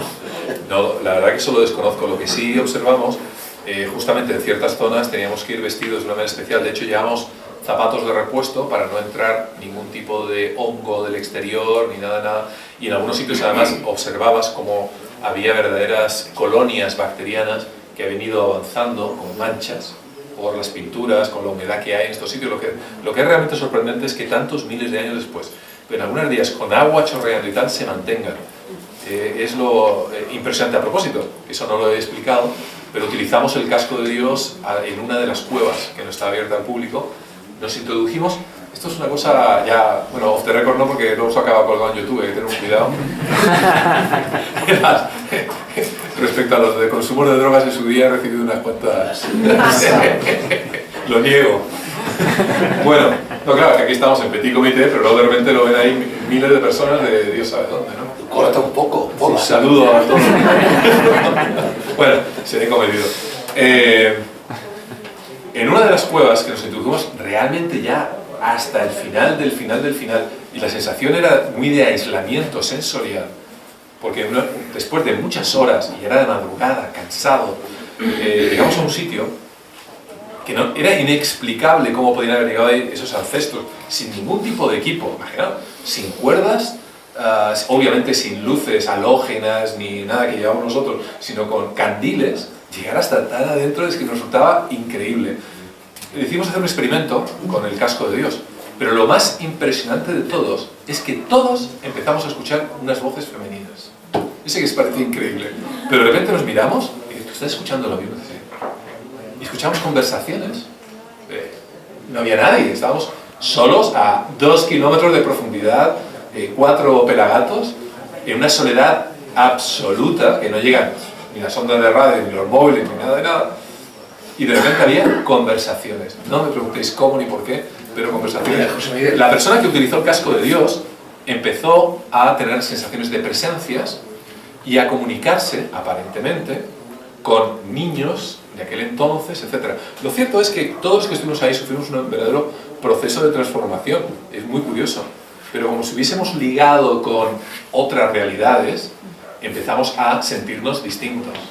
Y eso debo decirlo que es, me parece muy interesante, ¿no? Persinger, Michael Persinger, que es justamente con la universidad con la que colaboro y con la que me voy este lunes, vamos, pasado mañana, a trabajar todo el verano, habla de que hay verdaderas dimensiones que de alguna manera quedan afectadas electromagnéticamente y que muchas veces somos capaces de recuperar esas realidades que quedan ahí impregnadas, digámoslo así, ¿no? Bueno, te voy a contar un episodio que se produjo aquí. Cuando yo estaba escribiendo la novela Muertes Paralelas, o la muerte de mi padre y todas estas cosas, no me pasaba el día cuando estaba encerrado en España. Vino a visitarme una amiga mía, Marta Ruescas, que se estaba dedicando en aquella época a recoger psicofonías. De una forma, bueno, aunque en solitario, pero bastante científica, con algún tipo de aparato espacial, etc. Y me dijo que quería recoger psicofonías en la iglesia que está prácticamente al lado de mi casa. Hay que decir que esa casa mía es la casa donde nació mi padrastro, que llevó a mis manos, bueno, pues por traversas mías. Entonces, bueno, yo me quedé ahí trabajando, la chica esta entró, pidió la llave al alcalde, le dieron la llave de la iglesia, se metió en la iglesia y se puso a recoger psicofonías. Yo aquella tarde, en fin, descubrí una fotografía dedicada por una fotografía de mi padre, dedicada por mi padre a mi madre, año 33, 34, y donde estaba dedicada, mi madre se llamaba Elena, dedicada a Nelly. Yo ignoraba que, o si lo había sabido alguna vez, se me había olvidado que mi padre llamaba Nelly a mi madre, que es una forma muy poco usual en España de llamar a alguien que se llama Elena. Bueno, volvió la chica a recoger las psicofonías, bajé yo de mi trabajo y le dije, a ver qué has recogido. Me puso la cinta y bueno, había algarabía de voces, bien, lo que tú has contado más o menos, y de repente, con absoluta nitidez, una frase, una voz masculina dijo, Nelly no ha venido hoy. Sí. Ese tipo de fenómenos muchas veces es negado, ¿no?, por los científicos más ortodoxos. Yo, como no voy a la línea más ortodoxa, y intento experimentar, porque una de las cuestiones que descubrí en su día es que hablaba de cosas que no sabía. Entonces negaba las experiencias a la muerte, negaba las psicofonías, negaba todo, pero realmente era un ignorante, ¿no? Con esto no quiero decir tampoco que dé carta blanca a todo este tipo de cuestiones y que ahora las acepte y que en el pack vayan los ovnis, las psicofonías, el tarot y la ouija. No, tampoco es eso, ¿no? Pero creo que tienen un valor antropológico, un valor humano muy importante que debe ser investigado. El tema de las psicofonías, la verdad que es tremendamente llamativo, ¿no?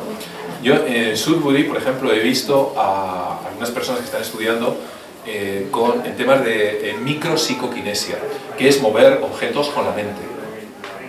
En este caso lo que se suele hacer es mover un papelito de aluminio dentro de una campana que se ha hecho prácticamente el vacío y que no está afectada de ningún tipo de, evidentemente está tapado, ¿no? Y hay personas que son capaces de hacer rotar este tipo de cuestiones. Yo hasta que no lo vi, evidentemente no creía para nada en este tipo de cuestiones. También hemos abierto, quizá algunos de vosotros lo sabéis porque ha salido en la tele, una página que está teniendo muchísimo éxito, que se llama thepremonitions.com, laspremoniciones.com. Está abierto conjuntamente con el equipo norteamericano, pero la gestionamos desde España. Y es un sitio aparentemente muy sencillo. Si tú tienes un sueño, una premonición o algo, en vez de contártela al día siguiente de que ocurrió, que eso es muy listo, claro, que lo canta todo el mundo, ayer soñé que tal y se ha cumplido. Bueno, pues vamos a ver, eso está en el listo. La pones, la escribes, escoges la categoría, cuándo crees que va a suceder, o si no sabes cuándo va a suceder, pues no lo pones. Y se guarda en 3 países distintos la base de datos para que no nos acusen de manipulación. Y entonces, bueno, estamos viendo cosas curiosas, ¿no? Por ejemplo, bueno, hay unos estudios en la Universidad de Cornell realizados con premoniciones, además con trabajo con ordenador, acerca de ver imágenes, por ejemplo. Hay un estudio muy conocido y muy bonito, además muy elegante, en el que una serie de personas se enfrentan a un ordenador y tienen que decir cuándo va a salir una imagen erótica.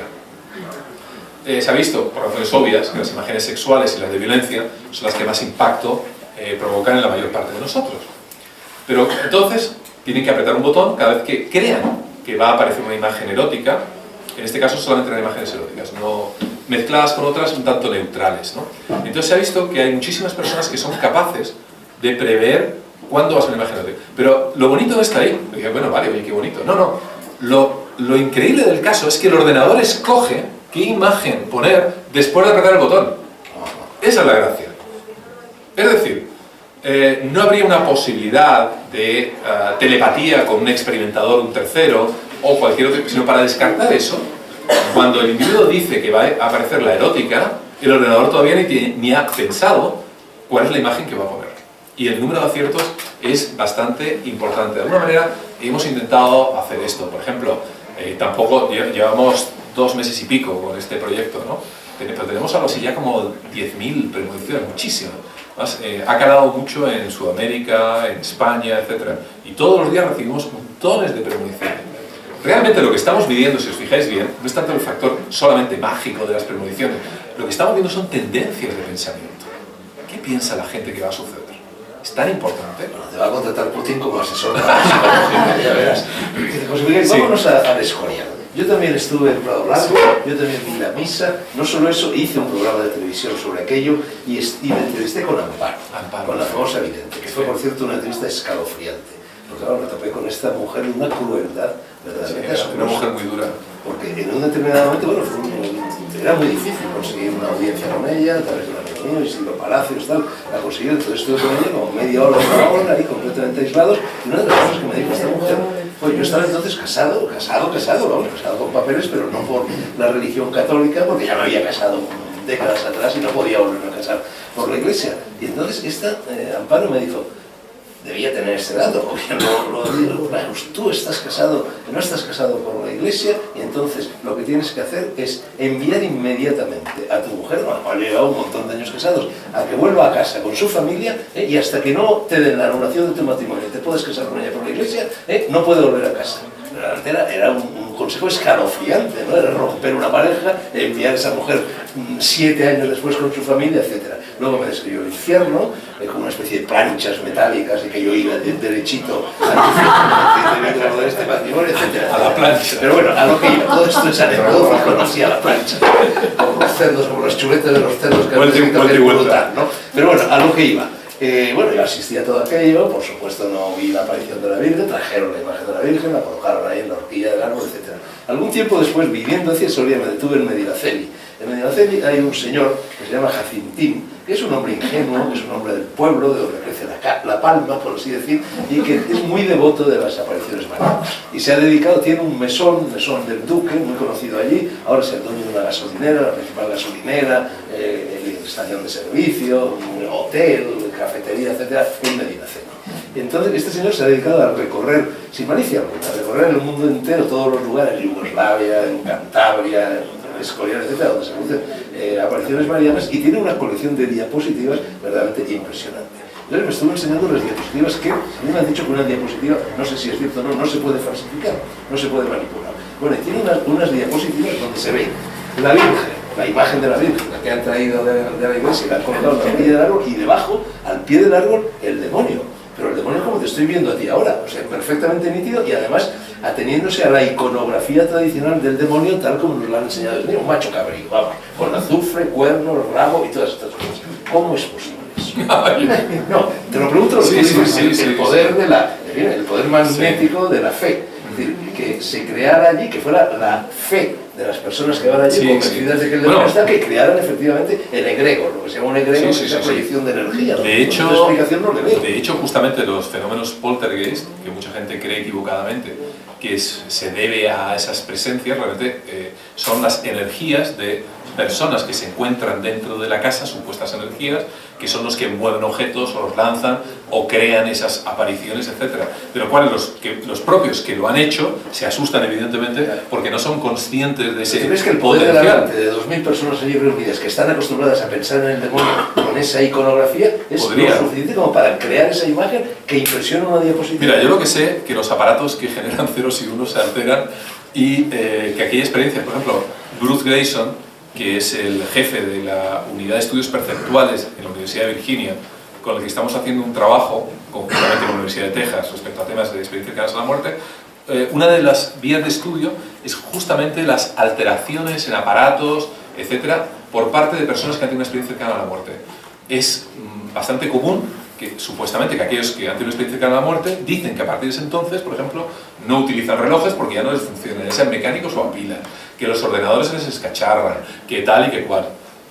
Diré como curiosidad que en la primera reunión de experiencias cercanas a la muerte, ya hace más de 25 años, que la organizó una tal PHM Atwater, a la que conozco personalmente, una enferma crónica, ha tenido 4 o 5 ECMs ya, contrataron esto puede ser un poco exagerado, pero contrataron un generador eléctrico porque estaban seguros de que iba a fallar toda la instalación eléctrica cuando se reunieran 50 personas que habían tenido una ECM. Finalmente os diré como curiosidad que no falló y todo se corrió perfectamente, ¿no? Pero sí es cierto, por ejemplo, después de ver todas estas alteraciones, yo llego a entender que quizá esas monjitas que todo el mundo califica de inútiles están encerradas ahí.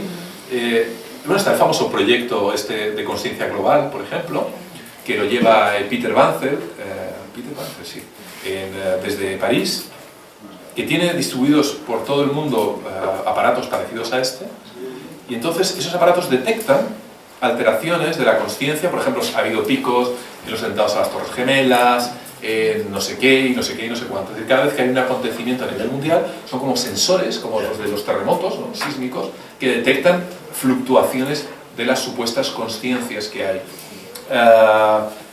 Lo que decía es que después de ver a estas monjitas rezando y ver alteraciones de aparato, quizá no sea tan banal esas personas santas, llamémoslas así, que se dedican a desear el bien.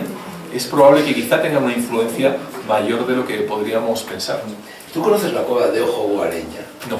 La cueva de Ojo Guareña, que está en el norte de la provincia de Burgos, lindando casi con la zona pasiega de Cantabria, es el mayor complejo kárstico de Europa. Entonces, bueno, yo la visité, hay que visitarla acompañada por un grupo de espeleólogos, con toda la parafernalia de los espeleólogos, y te adentras por esta cueva que está llena de sifones, etcétera, que es realmente gigantesca, y unos 2 kilómetros después de la boca principal se llega a una especie de nicho, una especie de capilla, donde está la única figura antropomórfica de todo el arte rupestre español de un chamán.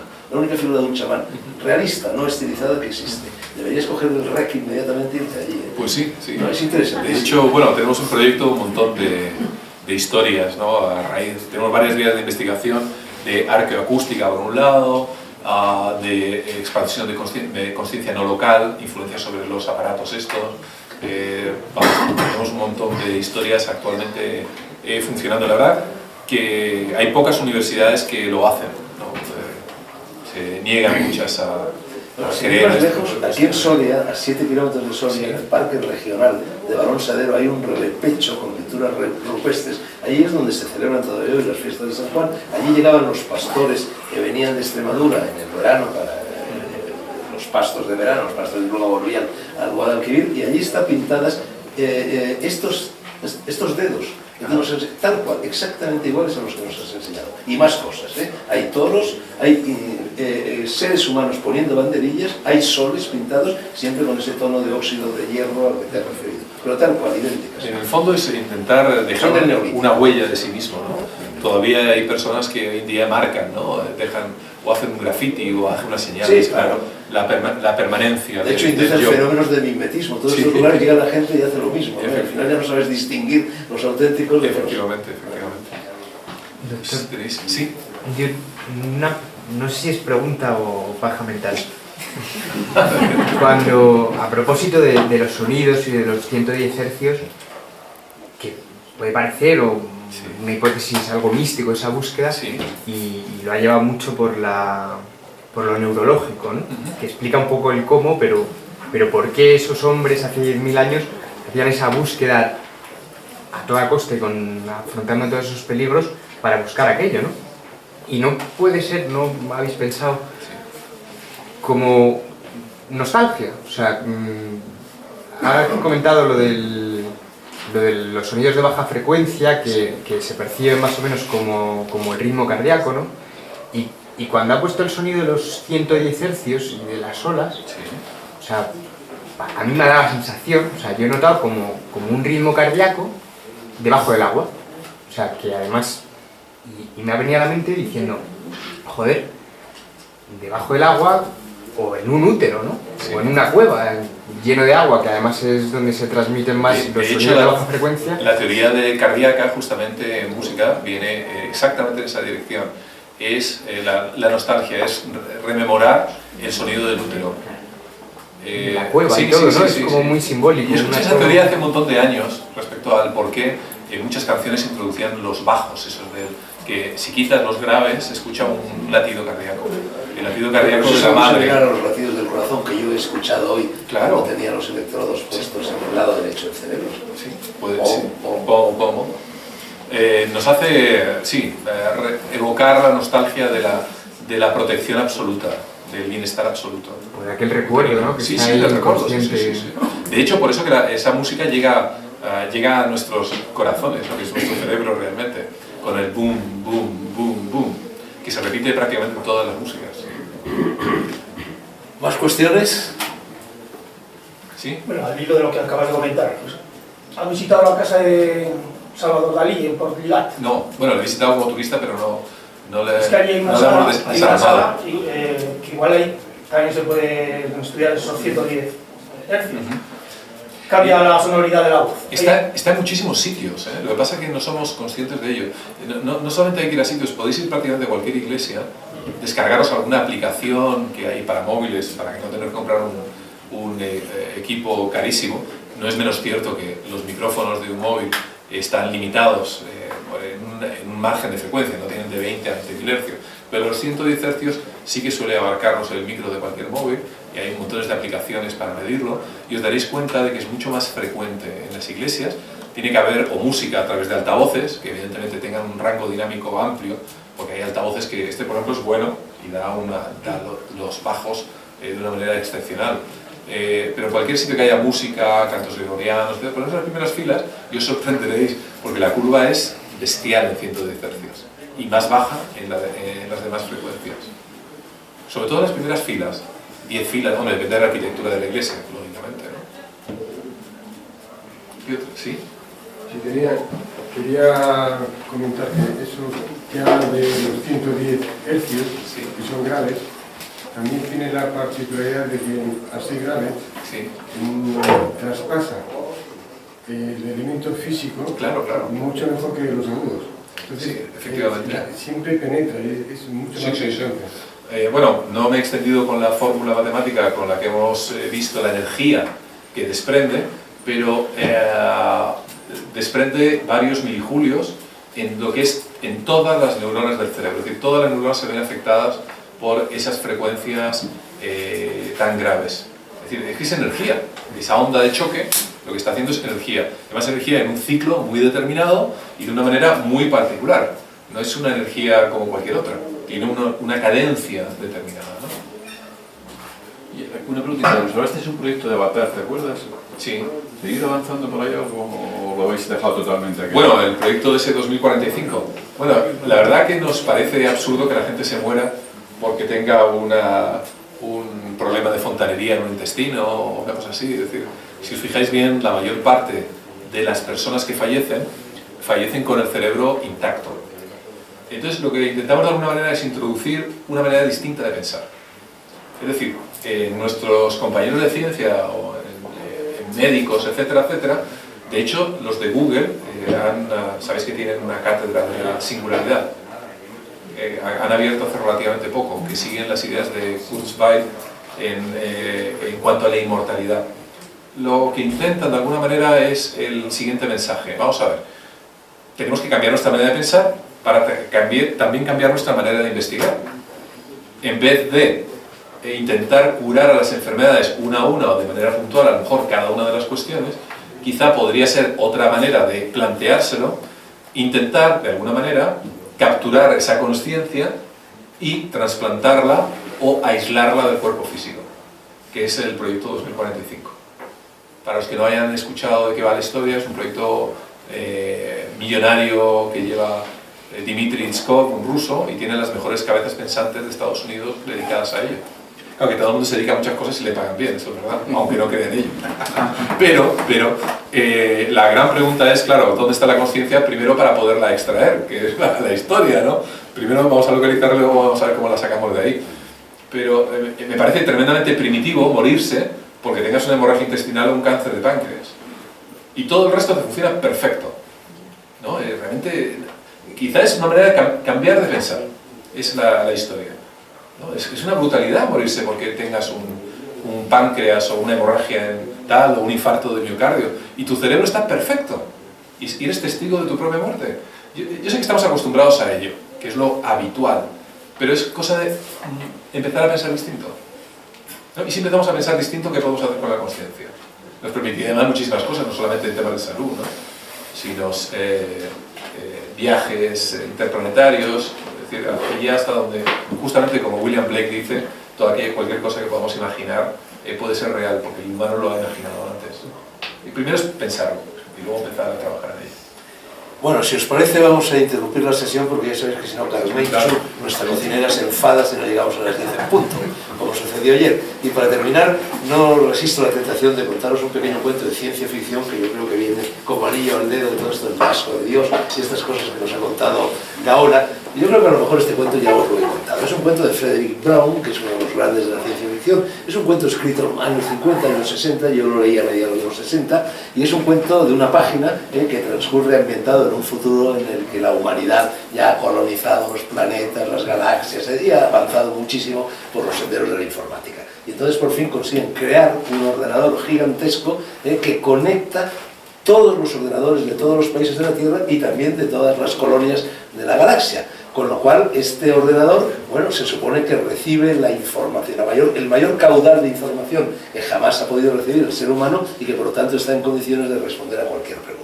Se va a inaugurar, se va a poner en marcha el ordenador, para ello se organiza una ceremonia a la cual acuden vestidos de chaqué, con medallas, etc. Los jefes de gobierno de todos los países de la Tierra, hay un cordón que hay que cortar, hay una palanca que hay que bajar. Esto tiene un final fatídico. Se activará el ordenador y escogen para que baje la palanca y formule la pregunta que ha atormentado a los seres humanos desde la noche de los tiempos, simbólicamente al jefe de Estado del país más pequeño de la Tierra, o sea, Andorra, Liechtenstein, una cosa así. Bueno, gran ceremonia, pam, pam, pam, novena de Beethoven, avanza esta persona, corta el cordón, baja la palanca y pregunta, ¿existe Dios? Y entonces el ordenador, una voz cavernosa, contesta, ahora sí.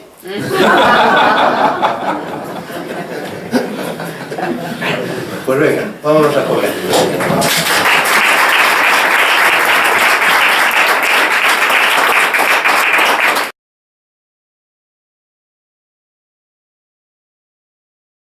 O el vecino pone la música muy alta, lo que escuchamos sobre todo son esas frecuencias bajas, que además suenan como el palpitar de un corazón. ¿Qué se escucha fuera de una discoteca?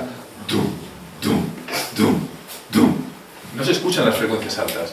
Y además casi todas remedan de alguna manera el latido del corazón, con lo cual a nivel psicológico nos llega, nos impacta de una manera bastante importante. Bueno, hay varias cuestiones. Por un lado, cómo se perciben los sonidos, es decir, la parte más subjetiva. La música, si nos gusta o no nos gusta. Hay una parte, evidentemente, neurológica que nos ataca sin que nos demos cuenta. Pero, por ejemplo, vamos a ver algunas cosas. El control del sonido puede que en un momento esté excesivo. Esto está grabado en un acantilado en Irlanda. Es un sitio que se llama Dunanoe. Y ahí, donde estoy, justamente en esa puntita, cortaron la cabeza a 200 y pico españoles a sangre fría en 1500 y pico. Lo que estoy diciendo es que los sonidos, dependiendo de cómo los escuchéis y la información que tengáis sobre ellos, puede impactar de una manera o de otra. Si en un momento dado escucháis simplemente el sonar del viento, eso es una grabación que hice, dejé la grabadora por la noche y fui a buscar al día siguiente en ese acantilado. Tenía otro propósito experimental, pero os la he traído aquí. El fuerte que habéis visto en en ese gráfico fue rodeado por los ingleses. Los españoles se han ido a ayudar a las fuerzas católicas irlandesas. Desgraciadamente le rodearon y un capitán italiano que comandaba a los españoles cambió la vida de él y de 3 oficiales a cambio de la vida de los 200 y pico españoles. Con lo cual fueron entregados a sangre fría y fueron decapitados. Al día de hoy todavía se encuentran, os estoy dando más datos que no tienen que ver exactamente con eso, pero es para la interpretación de ese sonido. Al día de hoy todavía se encuentran en Dunanoir osamentas de aquellos españoles porque no fueron enterrados. De vez en cuando los pescadores o los del lugar llevan a un museo, hemos encontrado otro cráneo, otro hueso, etcétera, etcétera. Hay sonidos que en un momento dado os pueden conmover. Por ejemplo, si escucháis esto, no le dais mucho significado. Es un sonido quizá inquietante. Pero si os digo que está grabado dentro de la cámara de gas de Dachau, os puede quizá impresionar más y os aporta una información añadida que a nivel subjetivo os va a impresionar. Y ya el sonido... presentaros algunas cosas de las que estamos haciendo en los últimos meses, que no nos hemos visto, y para los que hayáis estado en otros encuentros, pues no aburriros evidentemente con una repetición. Pero la verdad que hemos, para empezar, para poneros al día, hemos creado un grupo que somos unas 12 personas, son unos 2 o 3 españoles, otros 3 o 4 norteamericanos y otros 3 o 4 canadienses. De hecho, uno de los miembros es Stan Koren, el ingeniero que diseñó el casco de Dios. De hecho, realmente se llama casco de Koren. Un periodista inglés el que le agregó eso de casco de Dios porque periodísticamente hablando se vende bastante mejor, ¿no? Entre los miembros del grupo TAR, que es Transnational Anomalies Research, está también nada menos que Herb Metz, que es compañero nuestro. Es un ingeniero de Princeton, de lo mejorcito que hay, trabaja en la Boeing, y también es uno de los ingenieros que ha fabricado REX, que son los eventos randomizados o generadores de eventos randomizados, el Celeron famoso, unos aparatos que generan números de manera aleatoria, y eso lo hemos visto en algún otro encuentro, ¿no?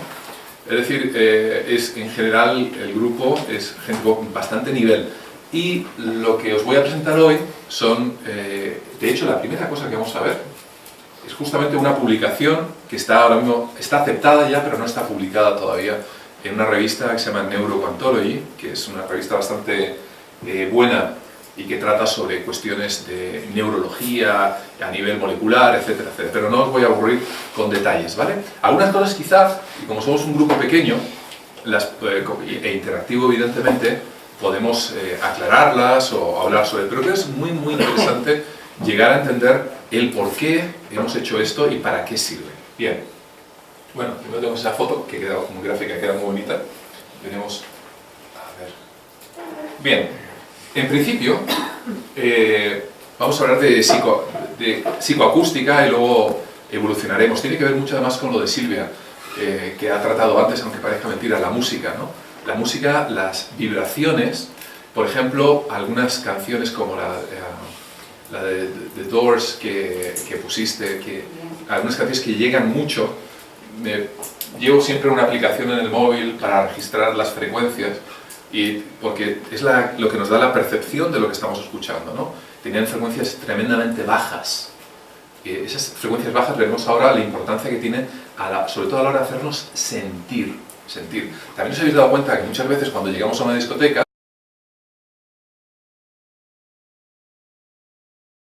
José Miguel Gaona yo creo que es, después de mí, la persona que más ha intervenido en estos encuentros, porque es ya la tercera vez. La verdad es que nos deja siempre que viene, nos deja a todos fascinados. Yo le agradezco muchísimo su presencia. Ya sabéis que es doctor en medicina, doctor en psiquiatría, psiquiatra forense, especialista en neuroteología y autor, entre otras cosas, de ese libro muy bueno que se ha titulado El túnel, sobre las experiencias cercanas a la muerte. Bueno, el título de la charla que nos va a dar es Mística y neuropsiquiatría, el Dios que llevamos dentro. Como sabéis, mi área de intereses se centra sobre todo en temas de interpretación de la realidad, ¿no? Es decir, por qué suceden las cosas o por qué la realidad se nos construye de una manera determinada. Los que hayáis estado en alguna de las otras 2 charlas que hemos dado, justamente que he dado en estos encuentros, pues habréis observado quizá una verdadera obsesión por mi parte por tratar de entender lo que sucede fuera de nuestro cerebro. Porque damos por obvio que todo lo que vemos, todo lo que sentimos, lo que escuchamos, lo que en un momento dado, igual que me estáis viendo a mí, os veo a vosotros, es real. Pero la verdad es que no es real. La verdad es que es una construcción, ¿no? La realidad no es otra cosa que una alucinación bajo control, en definitiva. ¿Por qué? Pues porque las alucinaciones son las que en un momento dado, como si fuese una pantalla de sombras chinas, va generando esas realidades que nos van acompañando. Como todos tenemos una neurología más o menos parecida por nuestro ADN, parece también lógico entender que todos más o menos estamos viendo, entendiendo o formando, construyendo esa realidad de una manera también parecida. Si cualquiera de nuestros sentidos cambiase, nuestra realidad también cambia. Pero no solamente eso, si también lo que interpreta esos sentidos, que es la parte neurológica de nuestro cerebro, cambia, pues obviamente también cambia la realidad. La cuestión es que es un juego interactivo entre nosotros mismos y todo aquello que nos rodea. Las drogas juegan un papel muy importante a la hora de construir realidades que quizás sean muchas veces tan reales como las que no ocurren cuando no estamos con la droga. Tendemos a creer que cuando consumimos una droga, aquello que vemos, sentimos, etc., no tiene nada que ver o es una realidad distorsionada. Pero claro, utilizamos como referencia, evidentemente, el estado sobrio. Como las reuniones que estamos haciendo hoy tienen que ver justamente con ese estado de ebriedad, ese estado de cambio, que en el fondo no es otra cuestión que una modificación de esa realidad, de esa manera como reinterpretamos todo. Entonces, me propuse una formación que está en Ontario. ¿La veis? Son piedras, son túmulos, pequeños túmulos de piedras. En ocasiones se han visto que los rituales se hacían justamente en ciertos recovecos de la piedra, de manera que cuando sopla el viento de una manera determinada, se alcanzan unas frecuencias, que ahora entraremos en ello, también muy especiales, que causan alteraciones en el estado de ánimo, pero sobre todo alteraciones de consciencia, ¿no? Alteraciones dentro de esa percepción de la realidad. Entonces, entramos ya de lleno en otro capítulo, que es la arqueoacústica. La arqueoacústica es relativamente nuevo. Hay 3 o 4 grupos en todo el mundo, uno de ellos es el nuestro. Entonces lo que vamos viendo son sonidos. Sonidos, ¿por qué suenan de una manera determinada ciertas cosas en las iglesias, en las mezquitas, en las cuevas? ¿Por qué los chamanes escogían un sitio determinado en una cueva, por ejemplo, y no en otra? Es decir, ¿cuáles son esos cambios a nivel neurológico? ¿Por qué impresiona más su voz? ¿O por qué en un momento dado utilizaban cierto tipo de instrumentos que son los que hemos probado en nuestro trabajo? Bueno, para ello nos fuimos a unas cuevas del castillo, están en Puente Viesgo, en Cantabria. Son más antiguas que las de Altamira, tienen más de 40.000 años. Entramos no solamente en las del castillo, sino en otras que no son accesibles al público. Nos enrollamos con el director de todas las cuevas de Cantabria y bajo su tutela, eso sí que es verdad, porque son sitios tremendamente delicados, obviamente no toques aquí, cuidado, no roces allá, etcétera, etcétera. Pues nos introdujimos en estas formaciones, tuvimos 2 días con sus noches, tomando medidas y observamos algo realmente impresionante, que es lo que quizás sois los primeros, en España y en el mundo, en saber acerca de este tipo de cuestiones. Ya os digo que el artículo ha sido aceptado en una revista científica, pero no ha sido publicado todavía, ¿vale? Bueno, esta es la montaña, como veréis, de una forma muy especial. La escogieron los habitantes, nuestros ancestros, hace más de 40.000 años. Y la verdad que para mí fue una experiencia totalmente transformadora. ¿Por qué? Porque imaginaba a nuestros ancestros, estos señores del Paleolítico, de alguna manera como un poco como los picapiedras, dándose mazazos unos a otros en la cabeza y con una sensibilidad pues realmente bastante reducida. Todo lo contrario a lo que encontramos. Lo que encontramos eran seres muy evolucionados desde el punto de vista de la sensibilidad, sumamente inteligente. Cambia para nosotros. Estas serían cuestiones tremendamente subjetivas. Este fue otro experimento que hicimos, dejamos una grabadora durante un montón de horas para ver qué tipo de sonido se podría escuchar allí, ¿no? De hecho está puesto dentro de propia cámara. Simplemente, en este primer momento os intento transmitir que los sonidos, aunque puedan ser más o menos neutrales, una vez que conocéis el significado de en qué entorno está realizado, os produce una reacción de rechazo, de aceptación, etc. Si seguimos en esta especie de pequeño viaje respecto a este tipo de cuestión, veremos que, bueno, tengo un compañero que es Don Hill, es un canadiense que se dedica justamente al tema de las memorias sónicas. Es decir, de alguna manera va por sitios ancestrales, en Canadá, en Ontario, sobre todo por lugares donde los indios realizaban ceremonias. Entonces han descubierto que en muchos sitios, sobre todo con el pasar del viento, se crea una serie de sonidos y también de VLF, Very Low Frequencies, frecuencias muy bajas, menores de 20 hercios e incluso infrasonidos. De hecho, nos hemos agenciado un detector de infrasonidos, la verdad, bastante extraña. Ahora os explicaré para qué. Son sonidos que aparentemente no son audibles. Bueno, aparentemente no, es que no son audibles, de hecho por eso se llaman infrasonidos. Son menores de 20 hercios, frecuencias muy, muy bajas. Los aerogeneradores, que entre paréntesis tenéis un montón aquí arriba en la montaña, producen, por ejemplo, infrasonidos muy potentes, con una energía brutal, que llegan a propagarse entre 4, 5 y 6 kilómetros. De hecho, hay algunas recomendaciones a la hora de instalar estos aerogeneradores, los molinos, estos típicos, ¿no?, de las carreteras, porque provocan cambios de estado de humor y de ánimo en las personas que son en un momento dado azotadas por estos infrasonidos, dolores de cabeza, etc. Y por supuesto que no se escucha, no se oye absolutamente nada.